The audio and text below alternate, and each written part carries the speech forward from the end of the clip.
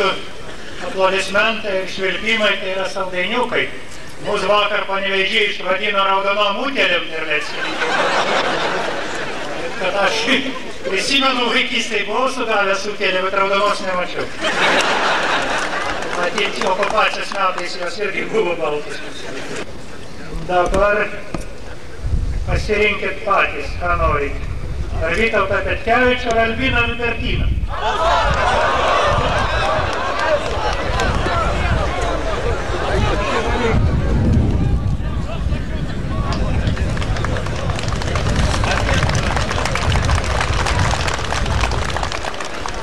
Gerbiami miesto žmonės, mylimi žemdirbiai.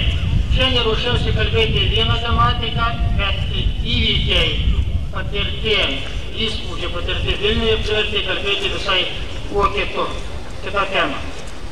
Šiandien, man atrodo, visus žemdirbius atvažiavusius į Vilnių iš pagiriauti. Nu, vienu žodžiu, apšvietė prautą. Parodė, kad su žemdirbiais nesiskaitė. Tai dabar dar atvažiuoja tokia demagogija, kad reiškia, išrinkite 10 delegatų ir jis kabinete priims ir su jais išnekėsis. Dabar jie apsistatė didelę apsaugą, bijo, kad juos kas gali nušauti ar nugnyti ar kaip kitaip padaryti. Pirmiausia, jeigu nori, kad tave žudytų, kas tai turi nusipelnyti. Į kiekvieną, žinote, mėšlą niekas nelabai nori kišti ranką.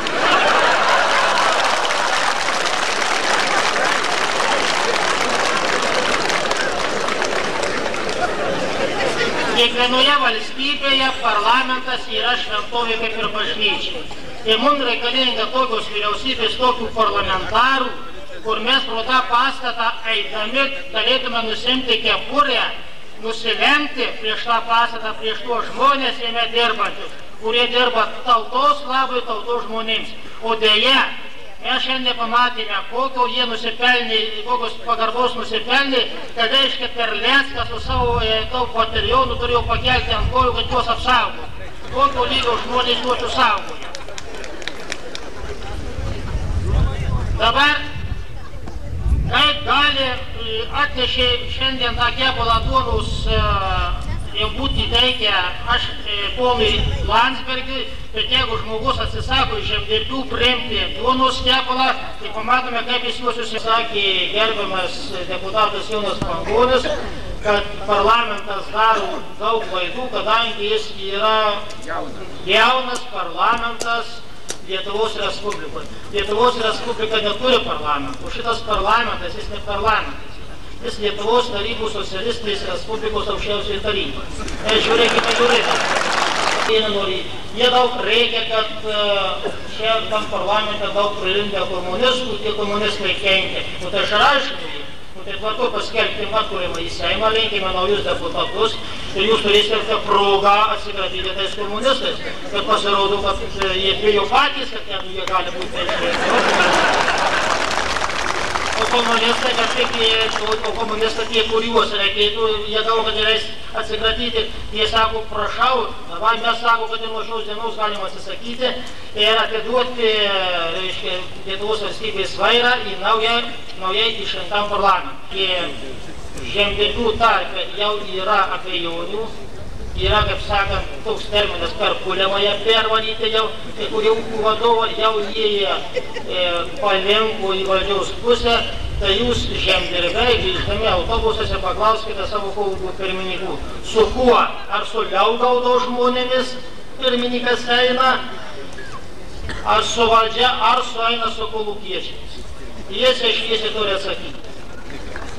Vokiečiai bandė atstatyti teisingumą, atsisakė. Lenkai bandė, atsisakė, visai net nesvarstui. Dabar toliau aiškina, jeigu mes negražinsime namus, negražinsime žemę, mus nesupras Europą. Bet jeigu mes gražinsime, tikrai mus nesupras Europą. Kadangi Europa neprisėmė visai svarstyti tokių klausimų, tada po 40-50 metų apie tą turtų tęsinumą. O jeigu visiškai priims, šitas jeigu tik taip priima įstatymą gražyti žemę, gražyti namus, atsiranda bežemiai, benamiai, dar atsiranda bedarbiai, lieps vienas kelias eiti pilietinį karą prieš šitos, kurie iš jų atėmė turtą. Ir šitą žemės savininkai, namų savininkai per prievartą Lietuvą stumia į pilietinį karą. Taip pat jie šitą ir žemdirbiai būkite budrūs. Ką aš siūlau? Siūlau tiesiai šviesiai. Sakėt, kad aš žadėjau nekalbėti aštrai, bet taip man gaunasi. Kiekviename ūkyje reikia kurti savigynos būrius. Nuo ko gintis? Gintis nuo tų, kurie ateis atimti iš jūsų žemę, gintis nuo tų, kurie ateis atimti. Taigi žodis mūsų mielam rašytojui Vytautui Petkevičiui.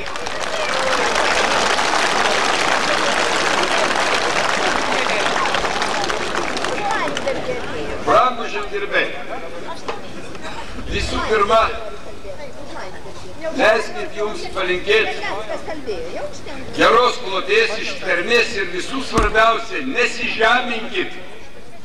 Ir jeigu atbėga čia, jūsų kviesti ir prašyti 10 ar 1 reiškia ir tų drąsiųjų vyrų, kurie sarkofage pasislėpė jau Kingos virptelėje. Man atrodo, čia Terleckas truputėlį pasigyrė. Ne jis pirmasis pradėjo kritikuoti Landsbergį. Prieš 2 metus aš išėjau į televiziją ir pasakiau, štai kas ateina į valdžią.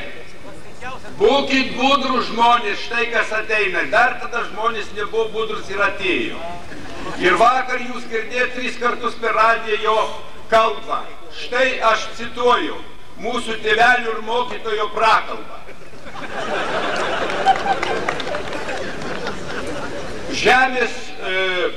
Žemdirbių sąjunga, profsąjungos laisvosios, pramonininkų asociacija, ateities forumas ir visos kitos organizacijos yra Maskvos ranka lygiai kaip Pskovo divizija. Štai 3 kartus pakartota tiesa, tai maždaug visa Lietuva. Visa Lietuva yra išdavikai, tik ponas Landsbergis vienas yra tauta ištikimas. Tai jeigu jis vienas eina į koją, visi tauta neįkoja, tai gal jisai tegul arba atsistatydina, arba ką, aš nepasuprantu.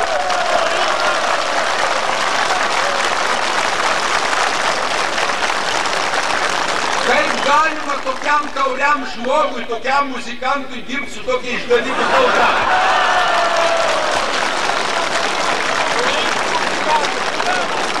Antra, visi metai mes stebim nuo kovo 11 dienos vienos vyriausybės kitos ir parlamento darbą. Draugai, nereikia būti išvalgiam, nereikia būti rašytojui, nereikia būti politikui. Ši vyriausybė ir šis parlamentas nesugeba ir netves Lietuvos į nepriklausomybę. Jis ne per vieną žingsnį nepriejo artin prie jos.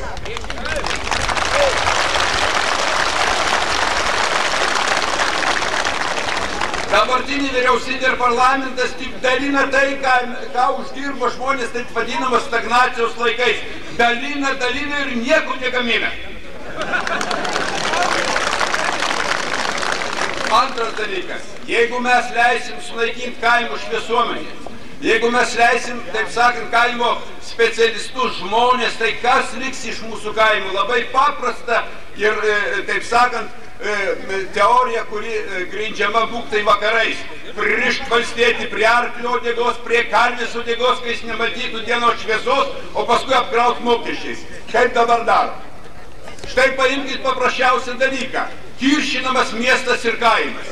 Ateina kaimietis žmogus, žemdirbys, kuriam reikėtų, taip sakant, paimti jodonos reikia ir pabučiuot. Jis priešinamas, neįleidžiamas, taip sakant, į aikštę. Jis vadinamas juodvarniu, jis vadinamas, nežinau, feudalu, ko tik jis nevadinamas. Tačiau tą patį valstybę ragina ir sako, jūs duonos mums neduodat. Ir nereiktų duoti.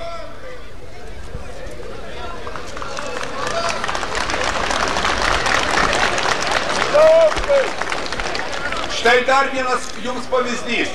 Keliamos produktų kainos kasdieną, keliamos išmesto žmogaus išpumpuojami pinigai, o kaimas tų pinigų negauna. žmogus žemdirbys už savo darbą taip pat negauna. Kur eina pinigai? Jūs patys pasižiūrėkit, kaip išplėstas didžiausias valdymo aparatas. Kiek visokių nereikalingų įstaigų, departamentų, kurie suryja tos pinigus. Todėl būkit išdidus. Ne jūs turite ateiti, bet pas jūs turi ateiti. Visuomet vadai kalbasi su tauta, jeigu jie nori eiti teisingų kelių. Ačiū dėmesį.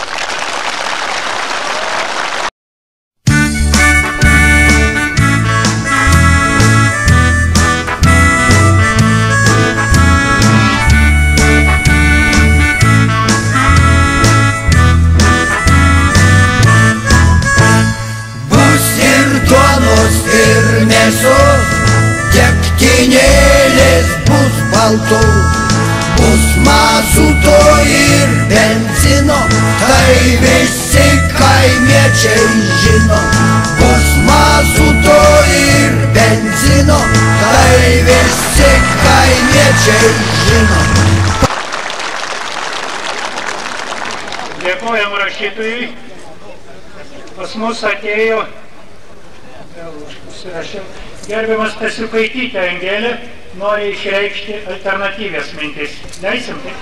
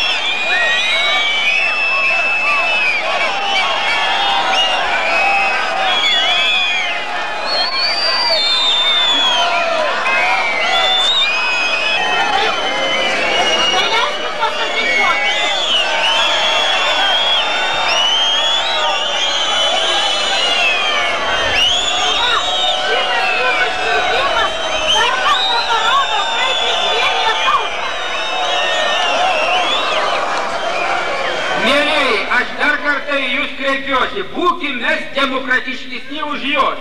Tegul jie mus ten nušvilpia, tegul neleidžia kalbėti, bet mes būkim kantrus, kaip tikri žemdirbiai, ir išklausykim tą minutę. Vis tiek mes paskui savo. Vieną minutę. Didžiai gerbiami žemdirbiai.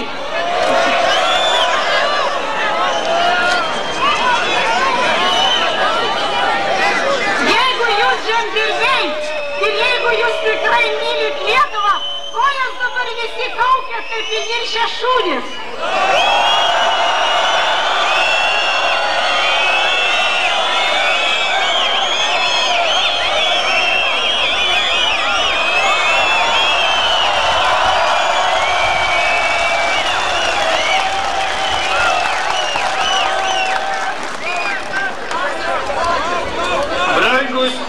Žemdirbiai, pasiklausėm užtenka. Mes jau šunimis mus ir visais išvadino. Mes pirmiausiai, brangūs žemdirbiai, aš sakiau, kad mes nekelsim jokių politinių reikalavimų, nekalbėsim iš vis apie politiką. Bet čia padėta duona yra pati didžiausia mūsų politika. Tarybų sąjunga baigė suirti dėl to, kad sąjunga nebeturi duonos. Gorbačiovas greit bus atleistas iš pareigų, nes sąjunga alkana. Lygiai tas pats laukia Lietuvos, jeigu Lietuva nebeturės duonos. Lygiai tas pats laukia ir Landsbergio, jeigu jis nekalbės su žemdirbiais.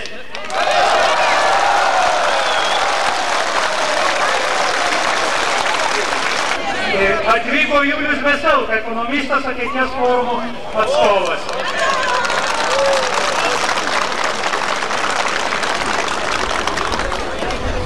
Sėkmės jums darbe ir vieną prašau.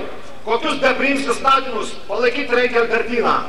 Kokius bent, jeigu jūs būsite vieningi, jeigu jūs nežiūrėdami pirmininkas, agronomas, eilinis kolūkietis, pensininkas, sukursite tos moralinius savyginos būrius, tikrai atiteks žemė jums, o ne tiems, kurie jau skaičiuoja, kiek jie turės bernų, kiek jie gaus dividendų. Atsirado benamiai. Danguolė Mrazauskienė iš ANO, būsimų benamių asociacijos pirmininkė pas mus. Kviečiam prie mikrofono, nes kaime bus daug irgi benamių.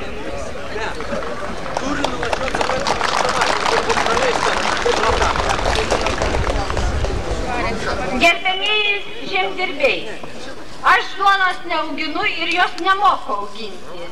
O aš lenkiu galvą prieš jūs, kadangi jūs mus maitinat. Ir aš baigiu savo amžių ir tikrai neatskiriu grūdų, ten miežių ir panašiai. Bet aš tikrai lenkiu galvą prieš jūs, kad jūs mus maitinat ir prašau jūsų. Nekreipkite dėmesį į parlamentą, maitinkite ir toliau mus, o mes geriau jiems blokadą padarykim, tegu jie lieka nevalgę.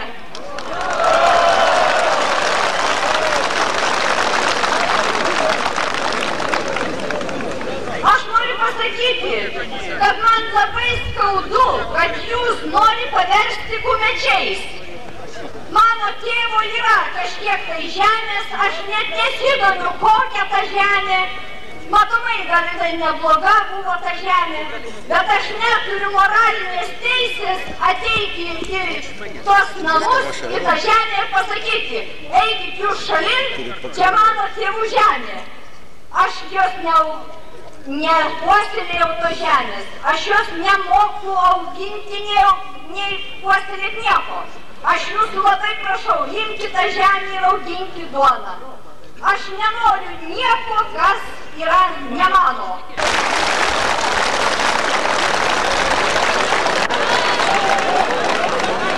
Brangieji, kalbančių daugiau nematau. Norime priimti rezoliuciją, pasiūlyti jums projektą. Projektą supažindins žmogus, kuriam priklauso žodžiai. Mūsų niekas nebijo, bet ir mes jau nieko nebijom. Šitus žodžius pasakė ekonomikos mokslo kandidatas, docentas, alytiškis Kazimieras Sventickas. Jam mikrofonas.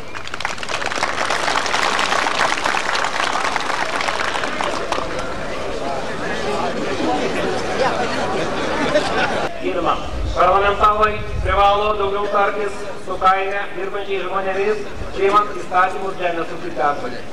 Siūlome peržiūrėti priimtų įstatymų, neatitinkančių daugumos Lietuvos žmonių interesų atskirus straipsnius. Antra, įstatymiškai teisinti, kad žemė priklausytų tik tiems, kurie dirba dabar ir buvusiems žemės savininkams bei jų vaikams, kurie grįžtų į kaimą ir yra pasirengę ūkininkauti. Jeigu būtų priimtas įstatymas dėl žemės gražinimo, nesiruošiant patiems ūkininkauti buvusiems savininkams, tai Lietuvoje daugiau kaip 2/3 dabar žemės ūkyje dirbančių žmonių liktų be žemės. Žemę naudojimui skirti reikalinga pagal racionalius žemėtvarkos projektus. Trečia, pripažinti, jog kaime naujai sukurtas turtas yra įkūrusių žmonių, tai yra žemdirbių, vartotojų kooperacijos, profsąjungų, kitų kaimo darbuotojų nuosavybė ir niekas neturi teisės į kėsintis. Įteisinti grupinę turto nuosavybę sutinkamai su žmogaus teisių hartijos nuostatomis. Peržiūrėti Respublikos aukščiausios tarybos 90 metų lapkričio 15 dienos atskiras nuostatas dėl nuosavybės teisės tęstinumo. Ketvirta. Kaimo žmonės nėra pavargėliai ir nėra ubagai ir neturi vaikščioti prašydami didesnio atlyginimo bei būtiniausių reikalingiausių kasdieninių prekių. Supirkimo kainų didinimas nėra jokia dovana žemdirbiams. Tai tik maža kompensacija už kelis kartus sparčiau brangstančias pramonės prekių ir paslaugų kainas ir be saiko didinamus mokesčius. Ne dėl žemdirbių kaltės brangsta maistas ir to dirbtinai didinama nesantaika tarp kaimo ir miesto žmonių. Todėl būtina peržiūrėti ir patikslinti žemės ūkio produkcijos gamintojams nustatytų mokesčių ir atsiskaitymų sistemą, užtikrinti bent minimalų gamybos rentabilumą blogiausiose gamybos sąlygose esantiems gamintojams. Įstatymiškai teisinti ir praktikoje taikyti žemės ūkio produkcijos supirkimo kainų indeksavimą. Nepriimti diskriminacinio sprendimo, kuriame numatoma suteikti atskiroms valstybėms institucijoms išskirtinę teisę nušalinti savivaldybių, žemės ūkio įmonių vadovus iš užimamų pareigų, be atitinkamų tarybų arba dirbančių kolektyvų sutikimų. Prieštaraujame prieš prieš nacionalizuotų namų grąžinimą buvusiems savininkams natūrą, kadangi juose gyvena niekam nieko nenusikaltę žmonės, nei teisė, nei sąžinė. Valstybė šiuo metu nepajėgi suteikti ekvivalentinio būto šiems žmonėms.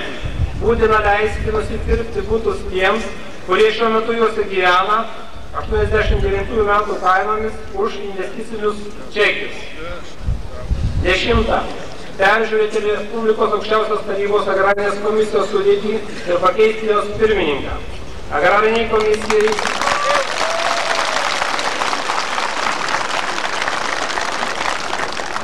komisijai turėtų vadovauti deputatas, turintis didelę žemės ūkio gamybos patirtį ir reikiamą kompetenciją. Vienas punktas, kuris buvo parašytas šiandien čia vadovaujantis jūsų valia. Mes manome, nepriklausomybę ir laisvę turime kurti abiemis rankomis, miestas ir kaimas kartu. Tačiau šiandieną supratome, žemdirbys ir jo sunkiu darbu užauginta duona nevertinė nepriklausomybės aikštės. Pone aukščiausios tarybos pirmininkė, supratome jūsų tikrąjį požiūrį į mus ir į kaimo ateitį. Mūsų rūpesčiai ir vargai dėja jums svetimi.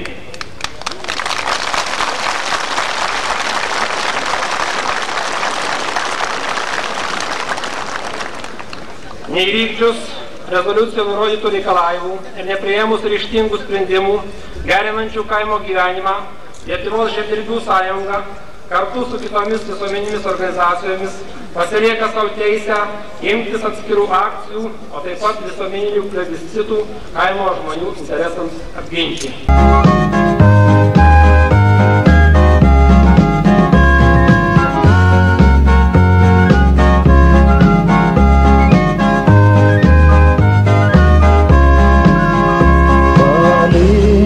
Liepa šalia kelio, pravirko motina sena.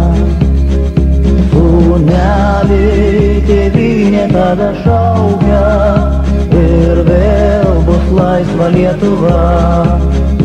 Sūneliai tėvynė tada šaukia ir vėl bus laisva Lietuva.